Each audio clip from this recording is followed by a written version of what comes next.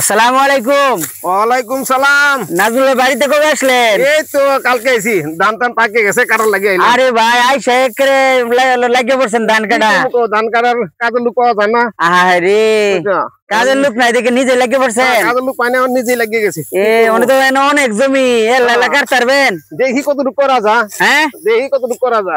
এরপরে ওই যে সাথে আরো সাপর ধান আছে, এগুলা সব একলা একলাই কাটবেন? হ্যাঁ, সাপের ধানটা এখনো পাকে নাই। ও পাকলে পরে কাটতে হইব।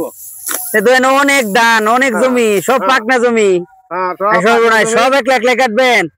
দেখি যে কতটুকু কাটা যা। ও তাইলে বাড়িতে এসে ধান কাটা লেগে পড়ছেন? ভাই আপনি তো আমাদের যারা এলাকার কাজ করে তাদের থেকে আপনি আমার কাছে লাগে যে আপনার এক্সপিরিয়েন্স বেশি, অভিজ্ঞতা বেশি। এরপরে পাতলা নিয়ে আপনি তো একেবারে পরিপাটি হয়ে লাগছেন। পাতলা তো তোমার হারাই গেছে, আগের মতো পাতলা নাই। আগে আপনাদের কৃষকের তো প্রথম ইয়াই ছিল পাতলা, অনেক পাতলা তো নাই। হ্যাঁ ভাই আপনারা কিন্তু খুব সুন্দর লাগতেছে। এরপরে ধান যে কাটতেছেন কত সুন্দর হইতেছেন, আমরা তো এইগুলো বুঝি আপনি পারেনি না। না পারি করতে আগে। যাই হোক, তাহলে অনেক সুন্দর লাগতেছে, অনেক সুন্দর হয়েছে নাজুল ভাই, খুব ভালো লাগতেছে। নিজের কাজ নিজে করতেছেন, ধন্যবাদ। সবাই বাড়িতে যাইতে। হ্যাঁ আচ্ছা ভাই।